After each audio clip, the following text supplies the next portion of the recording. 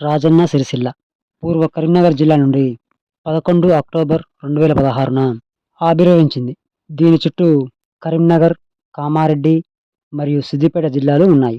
గోదావరి నదికి ఉపనది అయిన మానేరు నది జిల్లా గుండా వెళుతూ నీటి పారుదల మరియు తాగునీటి సరఫరా ప్రయోజనాలను అందిస్తుంది. పురాతన మరియు ప్రసిద్ధ దైవ దేవాలయాల్లో ఒకటి అయిన శ్రీ రాజరాజేశ్వర స్వామి ఆలయం వేములవాడ పట్టణంలో ఉంది. ఈ మందిరం దక్షిణ కాశీగా ప్రసిద్ధి చెందింది. భక్తులు ఈ ఆలయానికి అధిక సంఖ్యలో వస్తారు. ఆలయ ఆవరణలో ఉన్న దర్గా సహనానికి నిదర్శనం. వేములవాడ ఆలయంలో మరియు చుట్టుపక్కల ఉన్న రాక్ కట్ శాసనాలు ఈ ప్రదేశం యొక్క చారిత్రక ప్రాముఖ్యతను తెలుపుతాయి. ఇది క్రీస్తు శకం 750 నుండి క్రీస్తు శకం 973 వరకు పాలించిన వేములవాడ చాణక్యుల రాజధాని. సాంప్రదాయ ఈ దేశంలో ప్రసిద్ధ తెలుగు కవి భీమ కవితో అనుబంధం ఉంది.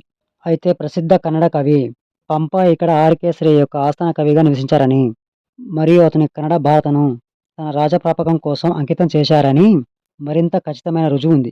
వేములవాడ సమీపంలో నాంపల్లి గుట్ట ఉన్న లక్ష్మీనరసింహస్వామి ఆలయం అనేక పర్యాటకులను మరియు భక్తులను ఆకర్షించే మరొక ప్రసిద్ధ పవిత్రాలయం. రాజన్న సిరిసిల్ల మరియు వేములవాడకు రవాణా వ్యవస్థ పరంగా రోడ్డు మార్గం అనుసంధానించబడింది.